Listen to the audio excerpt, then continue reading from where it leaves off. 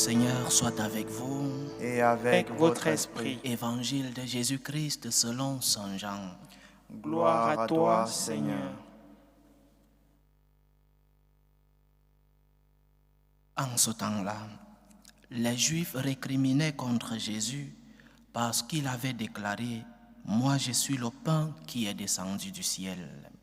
Ils disaient « Celui-là n'est-il pas Jésus, fils de Joseph ? Nous connaissons bien son père et sa mère. Alors, comment peut-il dire maintenant « Je suis descendu du ciel » ? Jésus reprit la parole. Ne récriminez pas entre vous. Personne ne peut venir à moi si le Père qui m'a envoyé ne l'attire. Et moi, je le ressusciterai au dernier jour. Il est écrit dans les prophètes, ils seront tous instruits par Dieu lui-même. Quiconque a entendu le Père et reçu son enseignement vient à moi.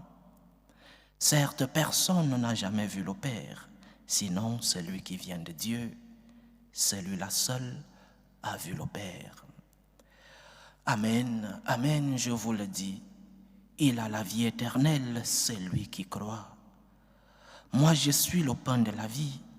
Au désert, vos pères ont mangé la manne et ils sont morts.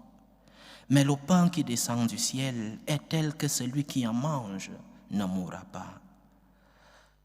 Moi, je suis le pain vivant qui est descendu du ciel.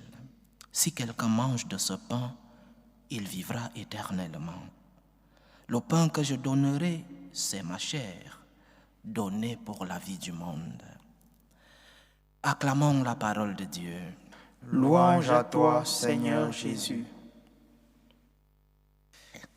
Saint Augustin disait, lui qui savait bien ce que signifiait la conversion, vu qu'avant sa rencontre avec le Seigneur, il a cheminé en tournant le dos à Dieu avec un grand mécontentement de sa mère, Sainte Monique, qui allait prier chaque jour dans cette cathédrale de Milan et rencontrait de temps en temps l'évêque Saint Ambroise qui lui a dit un jour « On ne peut pas perdre un enfant alors qu'on a versé tant de larmes ». Alors Saint Augustin, déjà converti, disait une merveilleuse prière que chacun de nous devrait se rappeler.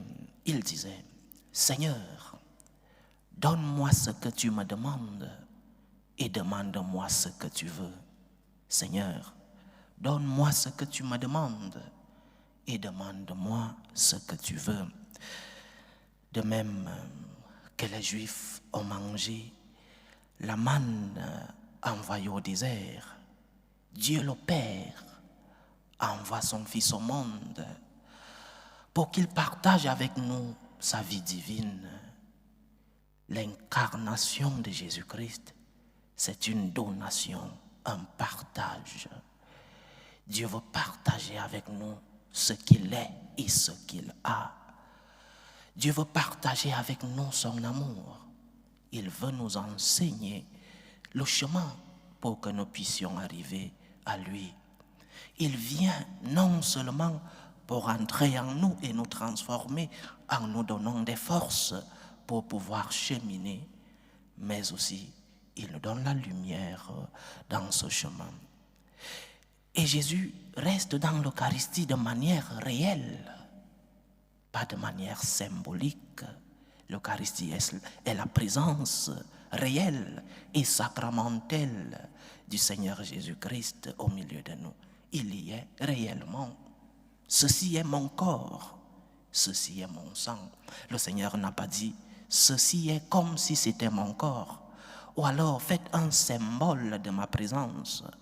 Il a dit ceci est mon corps, ce pain et ce sang que nous partageons pendant l'Eucharistie, c'est la présence ni plus ni moins de la deuxième personne de la très sainte Trinité. Alors nous recevons le Christ lui-même dans l'Eucharistie. Nous recevons le Seigneur lui-même dans l'Eucharistie. Lorsque tu reçois le Christ, lorsque tu reçois l'Eucharistie, Tu es rempli de la Sainte Trinité. Parce que la deuxième personne de cette Sainte Trinité n'est pas seule. Il y a union entre ces trois personnes. Donc, le Christ vient partager avec toi sa vie divine. Il vient t'enseigner comment tu peux cheminer et atteindre cet objectif final et atteindre le but final de nous tous, la félicité et la sainteté. C'est pourquoi l'évangile d'aujourd'hui nous rappelle les Écritures dans leur généralité en ce dimanche, nous parle de cet aliment qui nous fait entrer non seulement en communion avec Dieu, mais qui nous donne des forces pour que nous puissions cheminer avec le Seigneur. Dieu vient nous donner son aliment. Dieu vient fortifier nos jambes. Dieu vient transformer nos vies. Il vient transformer nos cœurs de pierre en cœurs de chair. Dieu vient te remplir de ses grâces pour que tu puisses cheminer avec lui. Dieu vient te donner sa force et te remplir de sa présence pour que tu puisses atteindre le but ultime, ce but qui est la communion avec lui-même. Seigneur, donne-moi ce que tu me demandes. Nous connaissons tous la volonté de Dieu. Il nous le fait savoir. Et demande-moi ce que tu veux. Lorsque tu as déjà reçu du Seigneur, lorsque tu as déjà reçu la force, cet aliment spirituel, alors le Seigneur te demande ce qu'il veut. Et tu dois lui donner la réponse de ce que tu as déjà reçu. Il t'a déjà rempli de ses bénédictions. Il fortifie tes jambes dans le combat contre le mal. Il te remplit de ses grâces. Alors il te demande un effort. Fais un effort. Fais un effort pour pouvoir t'alimenter du Seigneur. Fais un effort pour pouvoir t'éloigner de ces comportements qui t'empêchent de cheminer avec lui. Dans la deuxième lecture d'aujourd'hui, Saint Paul nous cite quelques comportements qui nous éloignent de Dieu. L'amertume, l'irritation, la colère, les éclats de voix ou les insultes, le pardon. Lorsque tu vis dans l'amertume, lorsque tu vis dans l'irritation, lorsque tu es permanemment en colère, lorsque tu vis permanemment en éclat de voix et en insulte, tu mets une barrière dans ta relation avec Dieu. Lorsque tu n'arrives pas à tourner la page, lorsque tu as été offensé, parfois, chers frères et sœurs, nous faisons des guerres dans nos maisons, nous faisons des guerres dans nos familles pour des questions qui n'ont pas d'importance. Nous vivons dans l'amertume, nous vivons dans l'irritation, nous vivons permanemment en colère et juste une petite offense nous fait sortir de nos gonds et la division dans la famille. Saint Paul nous le dit. Nous ne pouvons pas être en communion avec Dieu. Nous ne pouvons pas accepter de cheminer avec Dieu si nous sommes pleins de ces comportements qui, au contraire, nous éloignent de la présence de Dieu. Alors, il ajoute générosité et tendresse. Générosité. Va à la rencontre de l'autre, comme je disais dans notre méditation d'hier. Va à la rencontre de l'autre. Va toucher du doigt la réalité de l'autre. Il t'a peut-être offensé, mais va comprendre pourquoi il t'a offensé. Parce que personne ne se lève un bon matin, sauf les anges du diable, les disciples du démon. Personne ne se lève un bon matin et dit « je vais offenser mon frère ». Va à la rencontre de cette personne, mets-toi à sa place et tu pourras comprendre ses circonstances. C'est cela la générosité spirituelle. La générosité n'est pas seulement aller donner un morceau de pain à celui qui en a besoin. Il y a une générosité spirituelle. Aller à la rencontre de l'autre et comprendre ses circonstances. Comprendre pourquoi ce frère, cette sœur, cet ami, ce collègue du travail se comporte ainsi. Mais aussi tendresse, savoir pardonner, savoir tourner la page. Je répète parfois, Nous avons des divisions dans nos familles pour des détails, pour des questions qui n'ont pas d'importance, pour des questions où nous pouvons tourner la page. Le Seigneur ne vit pas dans une famille divisée. Le Seigneur ne vit pas dans un cœur toujours en éclat de voix. Le Seigneur ne vit pas dans un cœur toujours amer, toujours en colère.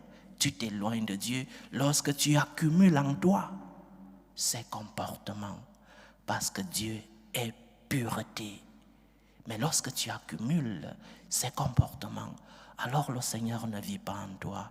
Et ne te plains pas que tes prières ne sont pas exaucées.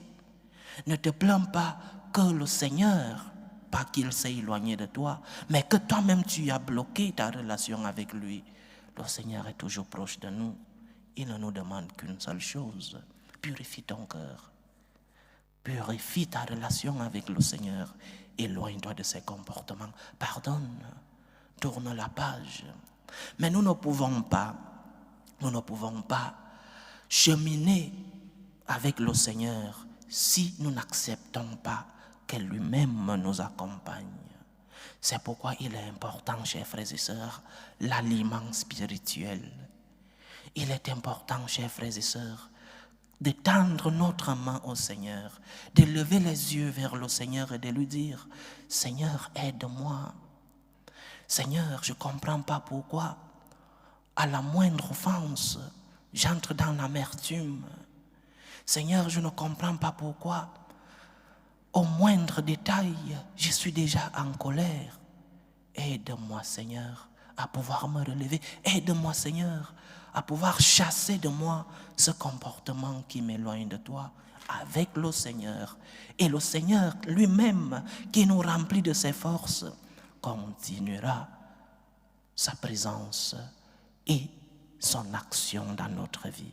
Mais nous devons accepter. Nous devons accepter. Le même Saint Augustin disait: Dieu qui t'a créé sans toi ne te sauvera pas sans toi. Tu dois accepter de collaborer avec la grâce de Dieu par tes efforts, par tes sacrifices, par ton travail d'être en permanence relation avec le Seigneur. Alimente-toi de Dieu.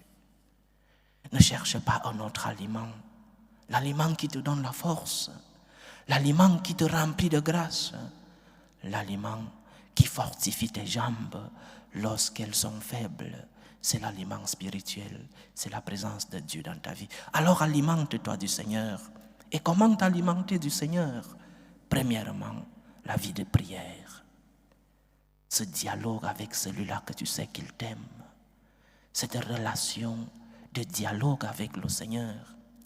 Vie de prière. Cultive en toi ce dialogue et cette rencontre avec le Seigneur dans la prière. Cultive en toi ce dialogue avec le Seigneur. Tu ne peux pas être avec le Seigneur si tu ne causes pas avec lui. C'est comme des amis qui se vantent d'être amis, mais qui ne causent pas. Si tu veux maintenir ta relation avec le Seigneur, le premier pas, c'est de pouvoir causer avec lui. La prière, c'est cet échange. Parfois dans le silence, parfois avec des mots, parfois dans la contemplation. Mais la prière t'aide à maintenir cette communication et cette communion avec le Seigneur. Vie de prière. Chacun dans son état de vie, bien sûr. Un laïc, un père de famille ne pourra pas prier comme un moine ou comme un religieux. Chacun dans son état de vie. Mais le Seigneur nous demande que cela comme premier pas, pour qu'il puisse fortifier nos jambes devant les tentations, pour qu'il puisse te relever lorsque tu es tombé. Tu as besoin d'avoir une relation avec lui. D'abord dans la prière. Et après, la pratique des sacrements. Le sacrement de l'Eucharistie, le sacrement de la pénitence. Le Seigneur nous a laissé ces instruments pour que nous revenions à la communion avec lui. Le Seigneur nous a laissé le sacrement de l'Eucharistie pour fortifier nos jambes avec lui, pour que nous puissions avoir cet aliment spirituel qui nous relève et qui nous fortifie. Le sacrement de la pénitence. Lorsque tu as offensé le Seigneur, reviens à la communion comme le fils prodige qui est revenu vers son père et lui a dit, Père, je ne suis pas digne de rentrer dans ta maison. Fais de moi un esclave. Traite-moi comme un esclave, mais pas comme ton fils. Revenons vers le Seigneur. Je sais, en parlant du sacrement de la pénitence, je sais que dans certains endroits dans le monde, il est très difficile de se confesser parce que les prêtres ne se concentrent que sur la quête du dimanche et le sacrement de la pénitence, c'est par rendez-vous après je ne sais pas combien de temps. Je sais que c'est difficile, mais faisons un effort. Nous pouvons même insister, comme le dit le Seigneur dans les Écritures. S'il ne veut pas te confesser parce que tu le lui as demandé, il va te confesser parce que tu déranges, parce que tu es à sa porte chaque jour et que tu lui demandes la confession. Il va te donner le sacrement. Mais faisons un effort. Faisons un effort d'aller vers le Seigneur, chercher cet aliment spirituel qui nous fortifie. Chercher cet aliment spirituel qui nous transforme.